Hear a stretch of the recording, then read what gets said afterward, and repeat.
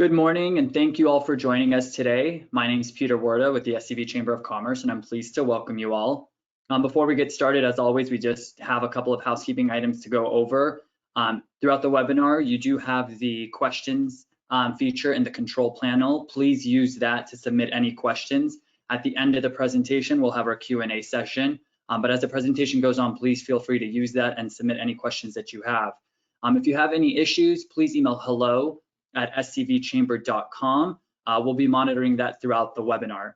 And also, please make sure to constantly check our events page on our website, www.scvchamber.com, to register for any upcoming programs that we have. So as you know, we've partnered with Supervisor Catherine Barger for our COVID resource webinar series. Our goal is to sustain and uplift and empower our local businesses by creating original content designed to support your business.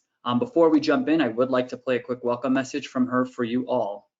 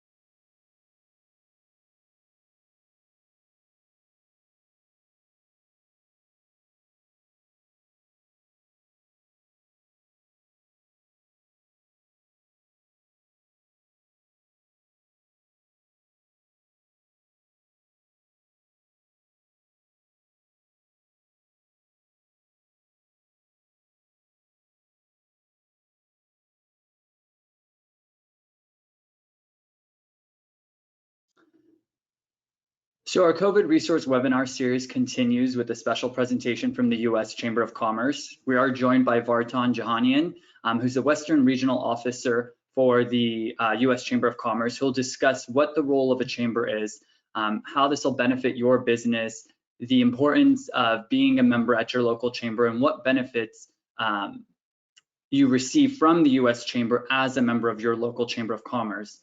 So Vartan helps develop pro-business legislative and political activities in 5 Western states: Arizona, California, Hawaii, Nevada, and Utah. He also assists with the Chamber's efforts to strengthen its relationships with members of Congress and state and local chambers of commerce throughout the region. So with that, I would like to go ahead and turn it over to Vartan.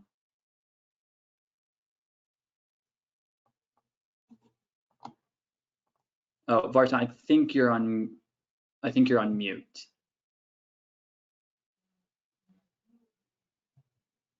All right, thank you, Peter. Here we go. Does that work? Yeah. Okay, great. So I'm going to prep my screen here. So thank you so much, Peter.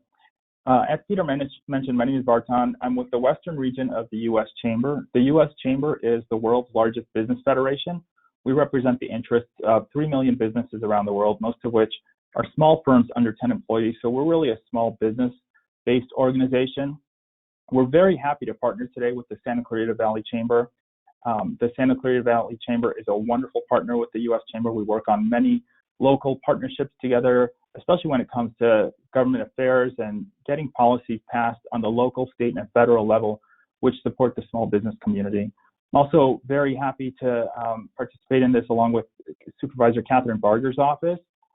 Like Peter mentioned, I cover California, Nevada, Arizona, Utah, and Hawaii as part of my region, but I'm especially proud to be here because I'm a resident and a constituent of Supervisor Barger, and so I've seen firsthand the wonderful work that she does with small businesses, and it's wonderful to partner with her on this important event.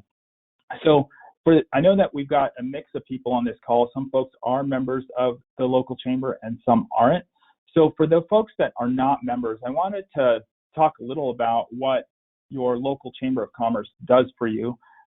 If you've been participating with the Santa Clarita Valley Chamber, you know that they participate in government affairs, they help put on candidate forums, events, mixers in the community, and they really help promote small businesses and to advocate on behalf of small businesses and to really champion them.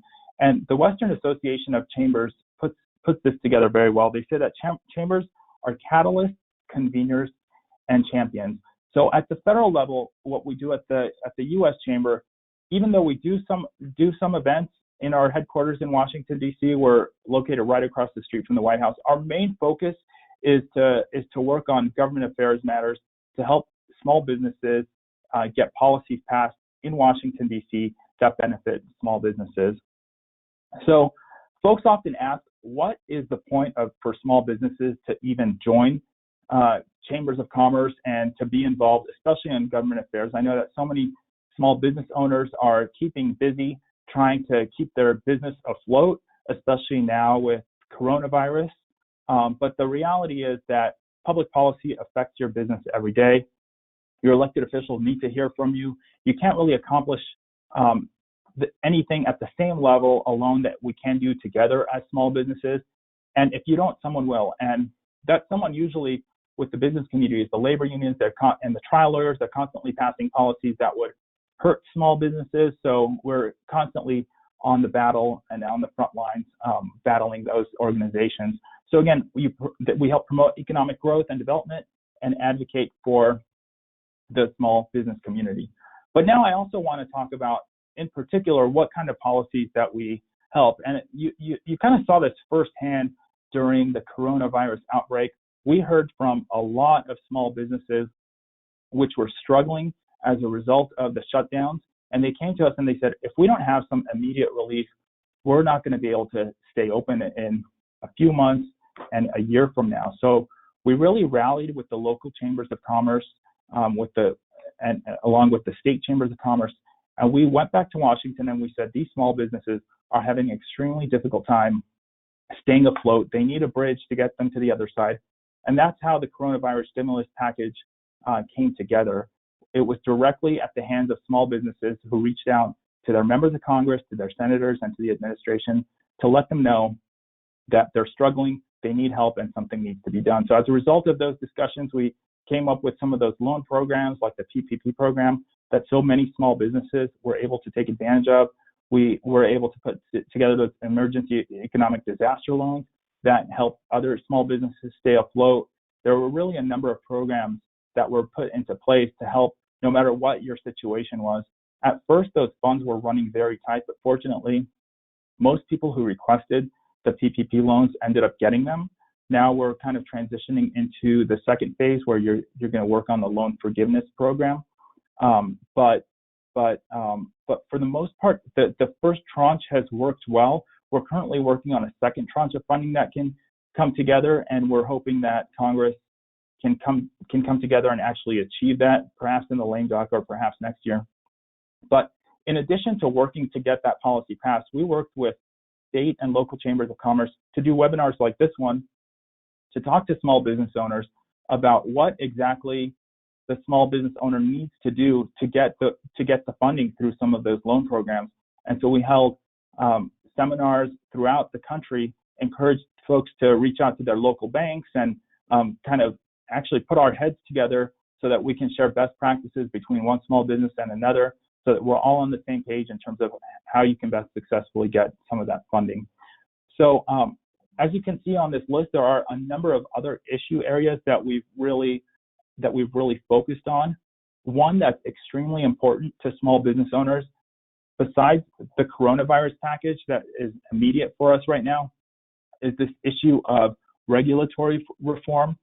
Regulations impact all of us, whether you're going to sleep at night on a mattress, the mattress is regulated, your toothbrush in the morning is regulated. So it doesn't really matter what impact or what aspect of your life you're going through, there's going to be some form of regulation. And so at the U.S. Chamber, we believe that we need to regulate in some areas. We want to make sure that your air is clean, that your water is safe and drinkable, and that if you're taking a medication, you want to make sure that it's not hazardous. But those regulations need to be fair, transparent, and they should not have some overburdensome financial pain for small businesses. So we put our heads together at the U.S. Chamber over the last several years and worked with small businesses around the country, and we were able to roll back some very problematic regulations that were costing small businesses about $30 billion worth of red tape costs every year. And when you think about those regulations, you say, well, $30 billion is not that much money in the whole scheme of things. It actually is. Not only does it provide some relief for small businesses in terms of what they're going to have to shell out, but it also provides them with the confidence that they're not going to continue to go down this regulatory trajectory of the regulations just skyrocketing, and which is exactly what they've done. Over the past 70 years, the regulations have just risen at astronomical levels. Back in the 1950s, the Code of Federal Regulations had about 25,000 pages in it. Now it's well over 175,000 pages long. To give you an idea of how much that is, if it was Peter's full-time job to read that Code of Federal Regulations, it would take him well over 3 years to do it. And so all of those regulations, they come with a price tag, and they're essentially a hidden tax on small businesses, which costs roughly about $15,000 a year for each household in America, and that's bigger than any other cost besides housing. So, once you regulate a business, they're not just going to pay it themselves; they're going to pass it on to the consumer or take benefits away from their employees. So we've worked really, really hard to limit those regulations. We're continuing that right now. We're hoping for some kind of regulatory relief when it comes down to coronavirus. We're spending, with this next stimulus bill that's coming up, one of the main sticking points that the U.S. Chamber is saying is that our small businesses need some kind of safe harbor from being sued, because a lot of folks, if you see the ads on television, you'll see some unscrupulous attorneys saying, "Hey, have you thought about have you contracted COVID in the workplace, or did you go to a restaurant and get coronavirus? Give us a call and we'll get you funding. We'll get you some kind of lawsuit."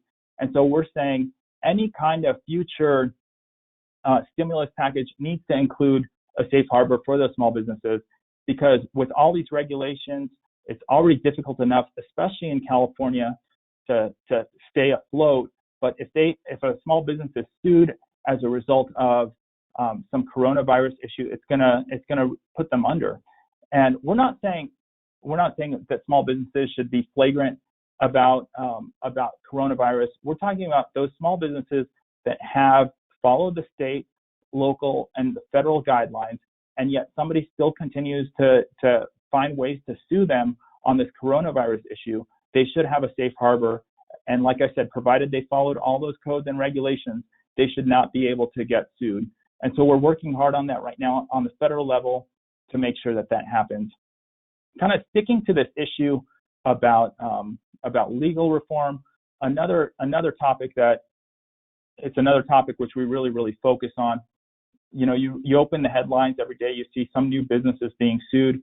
I know the Jelly Belly company, which I think is based in California, a few years ago was sued because somebody ate the jelly beans and they said that they weren't aware that jelly beans actually contained sugar in them. So they sued Jelly Belly for false advertisement, because instead of saying sugar, it said some kind of corn syrup. Somebody else sued the Starbucks company because they said that it's an employee. They said that after they clock out at closing, it still takes them a few minutes to lock the doors. So they came together, a bunch of employees. They said, "Okay, we want to sue you for that 2 or 3 minutes a day it takes for us to lock the doors." And it became a class action lawsuit. And if that employee wins, not only will Starbucks be affected, but it'll set precedent for other employees to come back and sue small business owners and say, after you clock out, you still have to walk out the door and lock it, and so you should be able to get to sue for that 2 or 3 minutes a day. And of course, that piles up. And on top of all the other regulations and taxes that you have to pay, this would just be something else that would be extremely difficult. So we're working on that. We're also working on these ADA lawsuits. It's hit California, but not as badly as some other parts of my region. I see this a lot in Arizona, where you'll have an unscrupulous attorney who will drive essentially from parking lot to parking lot of small businesses, and find some minor infraction of the ADA code. So instead of the sign being a certain height, it's 2 or 3 inches below the standard. And so they'll sue and say, okay, well, if they can't cure it, you can't cure it. They'll just come out and sue you for it.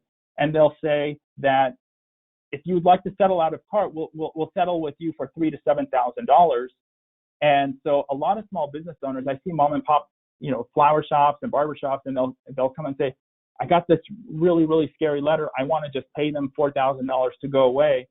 And when you run a small business, as folks on this call know, a few $1,000s makes a huge impact when your margins are so thin as it is. And so we're fighting those ADA lawsuits. And sometimes you even see them online. Some websites, they can also sue you for not being ADA compliant on your website. I know a lot of folks are, because they say that blind people, when you scroll over certain pictures and words, the website is supposed to speak back at you and describe what it's doing, which is great. We want to help disabled folks. Small business owners want to help them. But what happens is there are these bots that go online and they scrape all these websites and they just throw the business owner onto a lawsuit. And it costs you thousands of dollars just to get your name off the lawsuit, even though you're already compliant. So we're saying there needs to be ADA reform. If a situation like that arises when you're even compliant, there should be a cure that you can just contact them and get your name off of it so that they don't pursue further legal battles against you, which cost thousands of dollars. And of course, everything is heightened in this COVID era, where even the smallest lawsuit, on top of all the problems that we're having, would send a business into bankruptcy. So that's one issue. That's another issue that we're really focusing on. And finally, before I get into some of the details about how you can get involved as a small business owner in getting involved in supporting your small business and small businesses around the country, is this issue of entitlement reform. As it stands now, by 2026, all of our federal revenues, in other words, every tax dollar that we collect will go to Medicare, Medicaid, and Social Security. And so, I mean, I'm not even talking about defense spending. I'm not talking about education. I'm not talking about any other programs.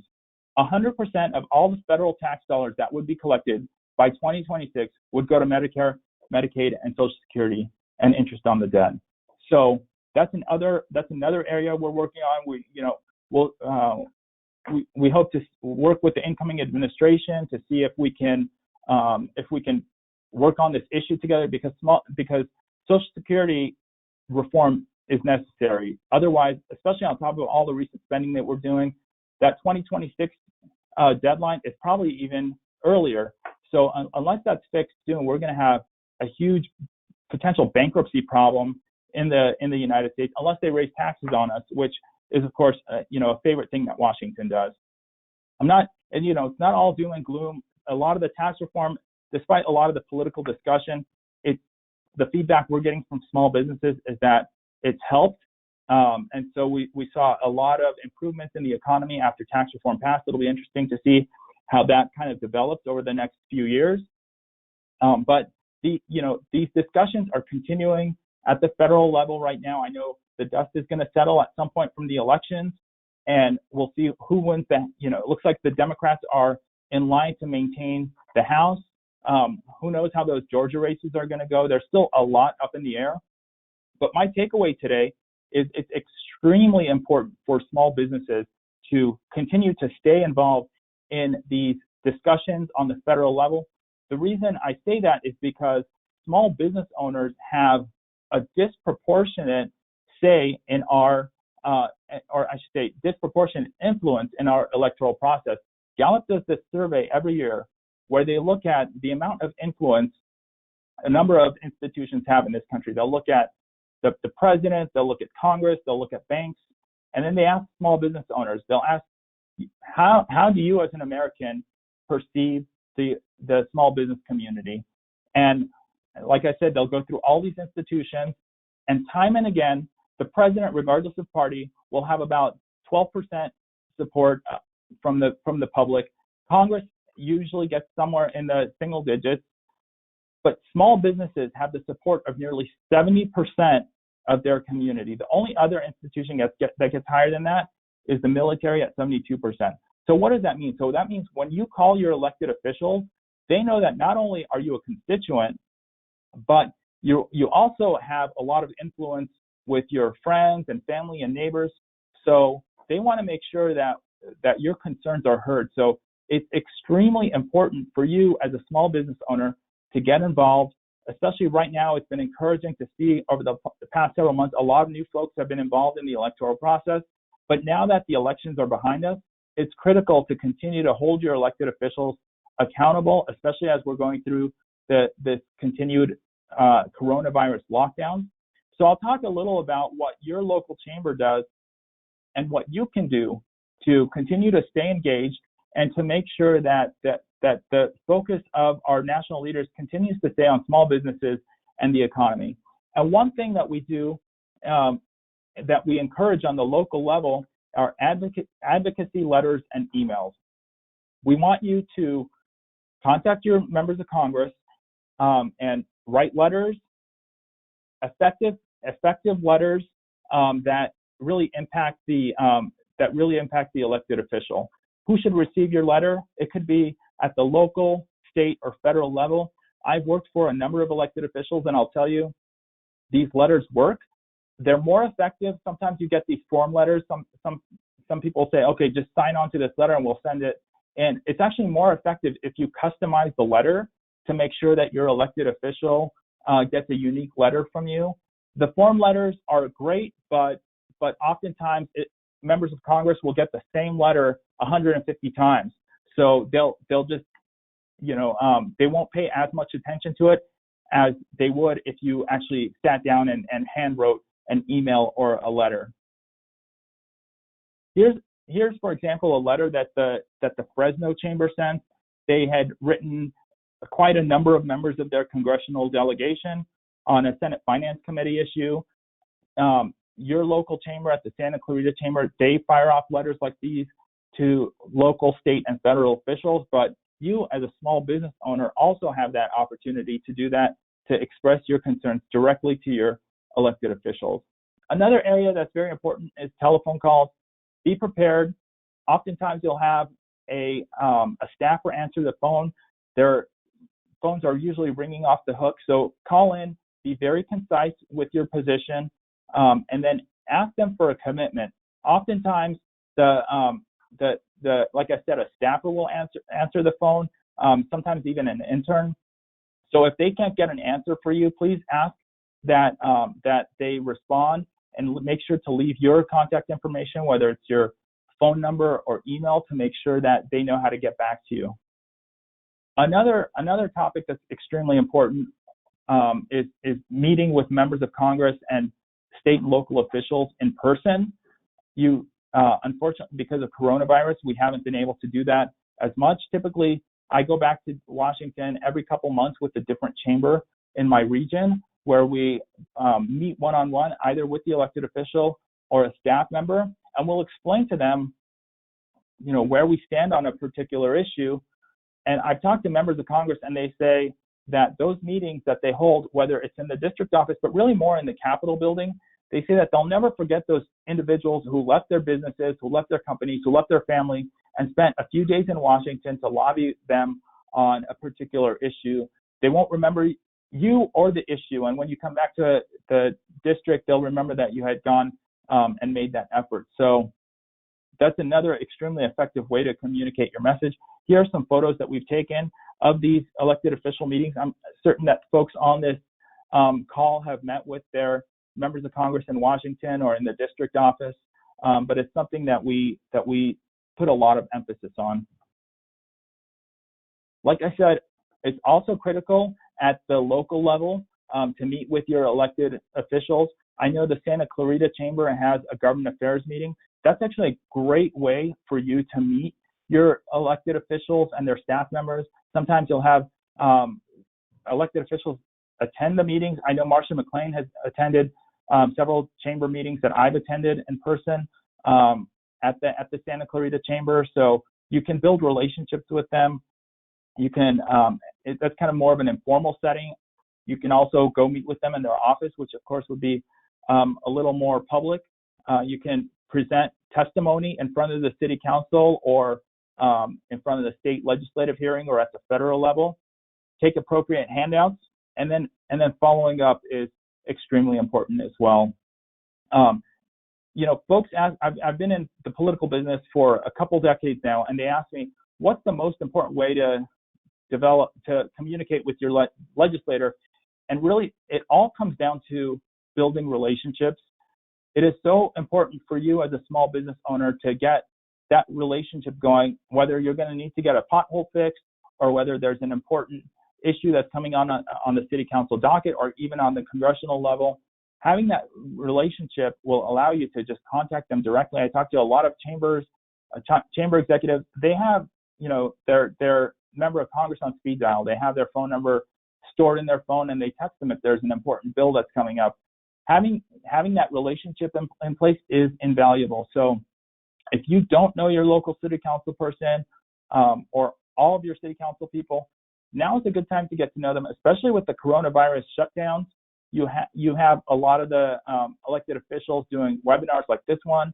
They've become more accessible, so please take advantage of them. And don't just make it a one-off. If you have an issue that's coming up, of course, address that with them. But really, it's more important to have that relationship, and you have to invest in it over a long period of time so that in those critical moments, you're just not a stranger coming up to them.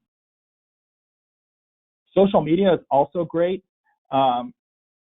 It's a good way for you as a small business owner to sell your products to your audience, but it's also a good way to get the attention of elected officials, or when you have an issue. I don't like doing this, but some folks, if they have a problem with their airline, they tweet it out, and right away somebody from Delta will get back to them and say, we've resolved your issue. So imagine if Delta is willing to do that for their customers, how much more your elected officials are to respond, because elected officials, at the end of the day, they want to support their constituents.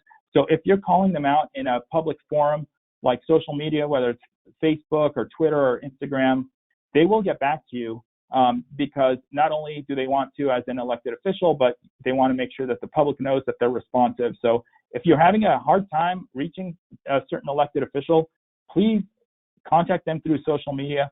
I know that the Santa Clarita Valley Chamber uses social media very well to inform their members on the various topics that they're discussing, whether it's an upcoming event or a political program that they're doing. And then follow-up is also extremely important. Whenever the legislators, the city council members, the school board members, or members of Congress, whenever they do the right thing, please reach out to them and thank them.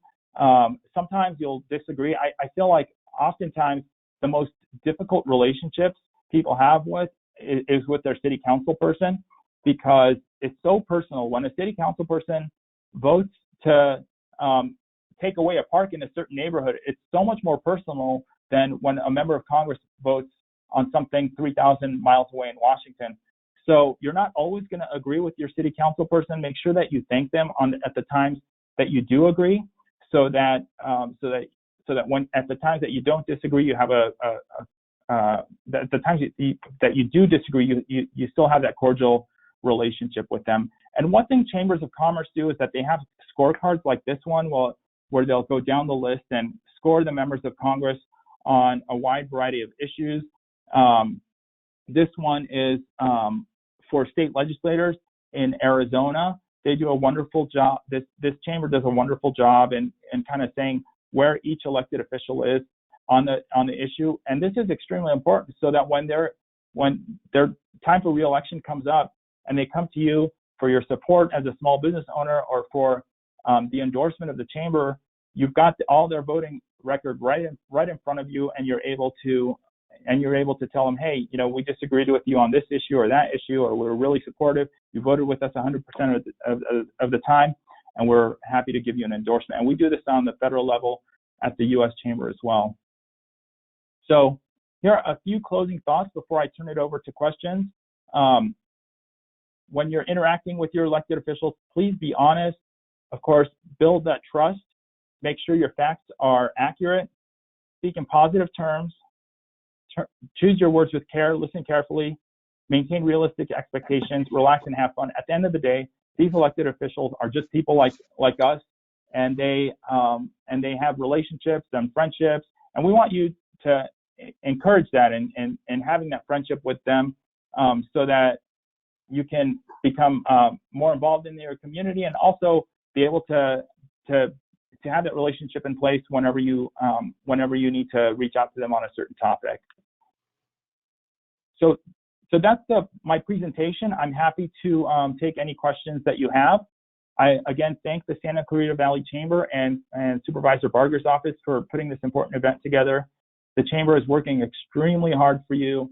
I know at the local level they've helped so many small businesses navigate through the PPP loan process and the coronavirus process, and I think there's plenty of work still to do. So thank you, Peter.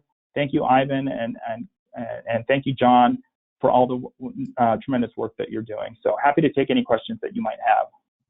Perfect. Thanks for that, Vartan. We really do appreciate it, and thank you for taking the time to be with us.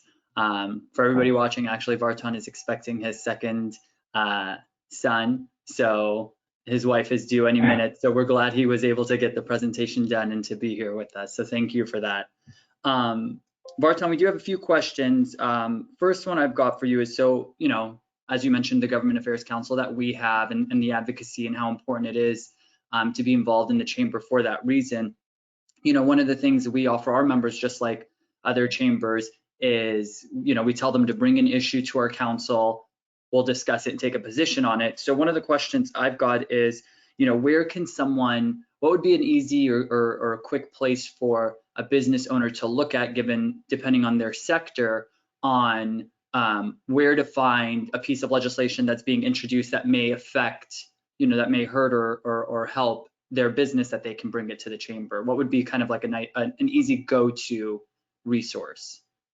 Yep. The first question would be, is this an issue that's on the local, state, or the federal level? Obviously, if it's a local level, I would suggest you go to the website for the Santa Clarita Chamber, or to the City Council. And that's where the relationship comes into place, because if you know a City Council person, you can contact them and say, hey, I'm having a problem with this issue, or what issues are coming up that would affect the small business community. And of course, Peter at the Chamber would also be able to tell you if there's an important issue coming up at the Chamber. On the state level, I would urge you to contact your state assemblyman and your senator, or your state assembly woman in your situation, Christy Smith, and Suzette Valadares, who's wonderful, in a few months. And then Scott Wilk is great. His office would help you. But you can also go to the Cal Chamber's website. The Cal Chamber will keep what they call a list of the job killer bills, and you can see what pending legislation is out there that's going to hurt your business. And of course, at the federal level, go to the U.S. Chamber website, ping me directly, or you can ask Peter to reach out to me, whatever's easier, and I'd be happy to tell you, what's coming up. For the time being right now, though, the only thing that we're looking at on the federal level is this coronavirus stimulus package. Looking beyond that, we're working on infrastructure, transportation, and again, the bread and butter issues for us are regulatory reform and tax reform. So those are issues that we're always looking at. Vartan, just to add on to that, is there any update that you can, like a quick update that you can give on the stimulus package of what we may see, now that election is sort of over and whatnot? Is there a little update you can kind of give on that sense? Yeah. So we've been working extremely hard throughout the year to get a package done, especially over the past few months. We're hoping, even down to the wire before the election, that they can reach some kind of agreement.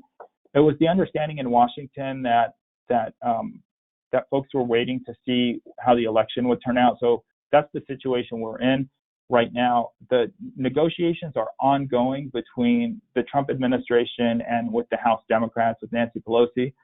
But I think the the likelihood right now is that they might wait until next year to get something done because they want to see the dust settle on some of these House races and some of the Senate races to see if the Democrats end up taking the Senate as well.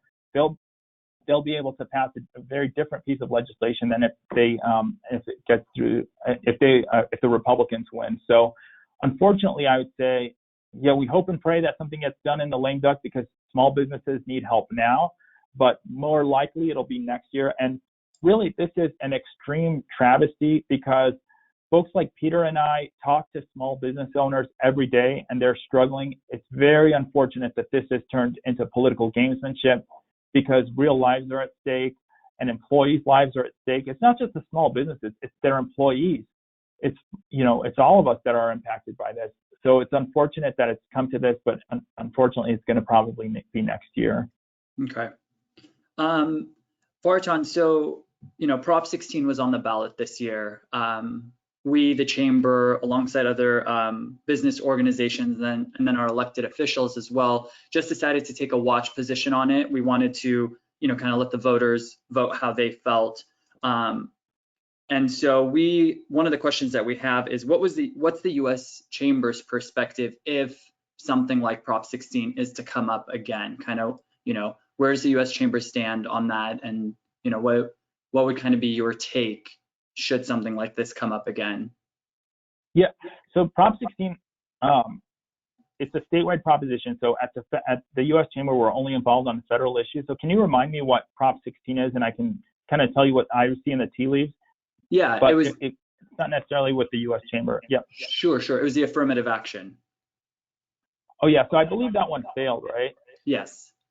Yeah. So yeah, because it's something that happened at the state level, I really don't have to have much to add to that because we primarily deal with the federal level. No worries at all. Vartan, just going back to the advocacy stuff, and that you mentioned, writing letters and whatnot. And so I'm sure you've seen the Santa Cruz Valley Chambers launched, Impact SCV.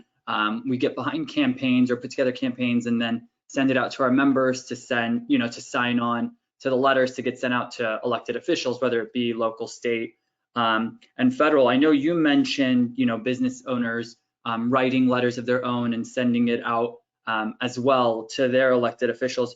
But can you kind of touch on the impact of what the impact is when an elected official receives X amount of letters? And again, similar to our Impact SCV program where we reach out to our members, have them sign on, and all these letters get sent over to the elected official. Can you kind of touch on the importance of that and what its impact is? Yeah. Absolutely. It's extremely important to get those letters in. Like I said, sometimes it's an automated letter where you just kind of sign. If you only have time to do that, please do that because it's better than not doing anything at all. But if you have time, please, if you can, write a unique letter, only because oftentimes what I've seen is that members of Congress will get 500 letters and they used to fax them in, but now they're emails, where it's just the name changes, but the text is the exact same thing. So that'll go into a pile where all 500 people will essentially get the same response. But if you write a unique letter, it's going to take more attention of the staff, and the member of Congress will likely see it. And so it'll just be treated differently versus we got 500. They'll go up to the member and they say, we got 500 of this form letter, but we got this unique letter. And so it just stands out more to the member of Congress. Like I said, it's important if you're going to do anything, please sign those letters, but a unique letter makes the most impact. But even more, it's important, like I said, to build that relationship with the elected official. If you look at that congressional race in Santa Clarita, it is so close. It is so close. And so, that's a very great opportunity to have a strong relationship with your member of Congress. If that was a district where the member of Congress got 80% of the vote all the time, I hate to say this, but their level of attention to each individual constituent is not as high. I really love those districts where they're evenly split, because the member of Congress will listen to every single person. And it's unfortunate, but oftentimes if a member of Congress is going to get reelected without even showing up, they just don't have that same level of attention. So with your area, whether it's Mike Garcia or Christy Smith, I don't even know what the latest number. I think Mike Garcia is up right now, but who knows, that can change. But they're going to pay attention to every single letter, every single phone call, every single interaction that they have. So you're very uniquely positioned to have an even greater say in that member of Congress's thinking. So yes, write the letters, attend the town hall meetings, but build that long-term relationship with them, because that's going to get you the most effective outcome. I'm seeing that right now. I have some friends who are working on an issue, and they're trying to reach out to their members of Congress, and that's great that they're doing that now. But imagine how much more impactful that would be if they knew that member of Congress for years, and they can just call them on the phone or just text them and say, hey, can you please pay attention to the issue? At the end of the day, they're human beings, and that relationship really matters a lot. Lobbyists make a living just based off those relationships. So you can do that, and you can do it on the issue that you're advocating for, and really make an impact. So I encourage you to spend time getting to know your elected officials, because that will really matter, whether it's, like I said, whether it's to fix your pothole at the city council level, or if it's an important piece of legislation like the coronavirus stimulus package at the federal level. Vartan, kind of the same topic, and I know this was easier pre-COVID, but we're hoping to get back into it once everything kind of settles down. But similar to writing letters, can you kind of touch on, I know you mentioned about meeting with elected officials. I mean, you did in the presentation, and you brought it up with the letter writing answer as well. But we host, I'm sure just as you guys do, and other organizations, we host advocacy days. Whether it be one-day trips to Sacramento or multiple days to DC. But can you kind of touch on the importance of being a member of your chamber and then joining these advocacy days? Again, I think pre-COVID, I think with COVID, people understood kind of more so the importance of advocacy. I think before it was, oh, I'm in this sector and it doesn't really, what is advocacy? What will it do? But can you kind of just, touch on advocacy days, why those are important to join with your chamber, and so again, whether it be Sacramento or DC? Yeah, absolutely. The Government Affairs Committee is so critically important because, like I said, chambers are conveners. Some people say, oh, they're just a bunch of, business people. They're not. You see elected officials, their staff, associations, community groups, everybody comes together at those government affairs meetings. So if you're looking to build relationships with your elected officials, that's the place to start. Once you get involved there, you're going to learn about all these other wonderful programs that the Santa Clarita Valley Chamber puts on, like these advocacy days in Sacramento and in Washington, D.C. And when you go on these trips, number one, yes, you're lobbying your state level legislators. You're getting to know them better. You're building that relationship, but you're also getting to know everybody else on that trip. And so you're getting to know other business people in your area, other association leaders, other community group leaders, and those relationships are going to be pivotal to advocate, yes, but also for your business to build those collaborations, to get to know other people who are extremely active. But like I said earlier, whenever you do make these trips to Sacramento or Washington, the members of Congress take note. The state legislators take note. And they know how busy your lives are, especially small business owners who are tending the store, making a payroll, dealing with personnel issues. And for you to take a week in Washington or a few days or a day in Sacramento, it means a lot to them, and your voice is carried through much stronger. So it's a very important trip. I really encourage you to do that. I'll tell you, as a staff member in Washington, D.C. for members of Congress, and I was the press secretary for Buck McKeon in Santa Clarita. I'll tell you, and I worked in many congressional offices. Whenever the annual fly-in would happen for the chambers in Washington, D.C. would stop, and the members of Congress would welcome their chambers in.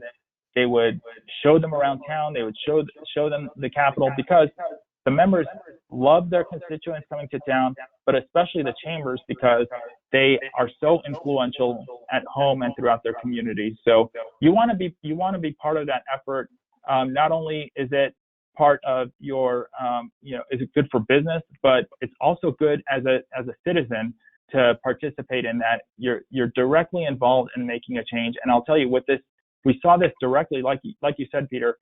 People finally got it with the coronavirus package that went through, that how important advocacy is, because often, some chambers were very worried that their chamber membership would drop off because of coronavirus, because businesses were struggling sometimes, and actually, unfortunately, a lot.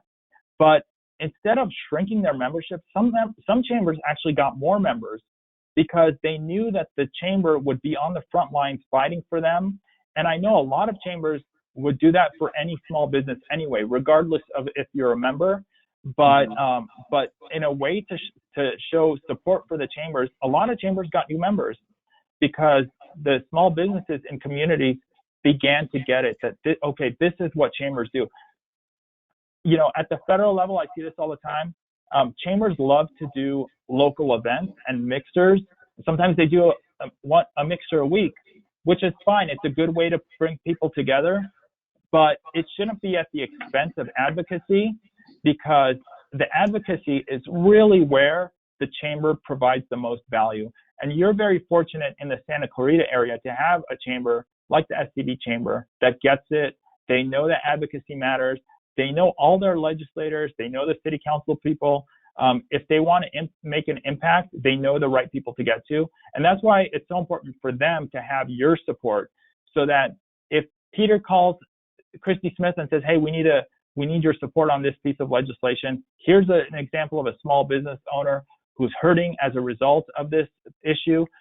It's so much more impactful. And you'll see oftentimes that legislators will invite the small business owner themselves to go and testify, whether it's in Sacramento or in Washington, D.C., to inform their colleagues about your issue. The impact that you have is tremendous. Yeah, I appreciate that. And just so we make it clear to everyone, I didn't write that and send it to Vartan to say. He said it. Exactly. He said it, Vartan, I got two quick questions for you, and then we'll wrap up. The first one is, what's the best site to register to be notified of federal contracts for small businesses? I can send, I don't have that at my fingertips, but I can send that to you, Sure. The information on the federal level. Sure, that'd be perfect. And then the other one, I don't know if this is something you can list off quickly, or if there's a place on the chamber website, or you can get to us, but is there somewhere that people can see what benefits the U.S. Chamber offers to businesses who are members of their local chamber, us being a member of the U.S. Chamber, and then what our members would get as benefits, from the U.S. Chamber? Is there somewhere on the site, or is there a way you can quickly list those off for us? There are some of the benefits are the advocacy benefits. We don't ever turn, like, the Santa Clarita Valley Chamber is a member of the U.S. Chamber. We're a membership-based organization, but even if a chamber is not a member, we'll still help them. But the added benefit that you get as a business owner who's a member of the Santa Clarita Chamber, if you join the Santa Clarita Valley Chamber, is that if you ever come to Washington, D.C., and your business deals with water, I'll give you just an example. You'll be able to meet with our folks who handle water directly, and these are issue area experts. They'll speak to the chamber. Right now, you can't come out to Washington, but they can come to you via these webinars. They would be happy to host a webinar on a specific issue, whether it's immigration or infrastructure, whatever the issue may be. And we're there to continue to lobby on your behalf on whatever issue that you have. Also, when you come to Washington, D.C., we will set you up with meetings with our division, and then also we'll try to set you up with the members of Congress who deal with a certain piece of legislation if it's not your own member. So we try to facilitate that as much as possible. You'll come to the U.S. Chamber headquarters, and we'll try to handle your issue to the best of our ability. So That's really one major benefit that you get. There are some other, I think there are discounts here and there to certain places, but I can get you more information about that. But really, our focus, the core of what we do at the U.S. Chamber is advocacy to make the business climate more friendly for small business owners. So you'll see the most of our benefits there. Perfect.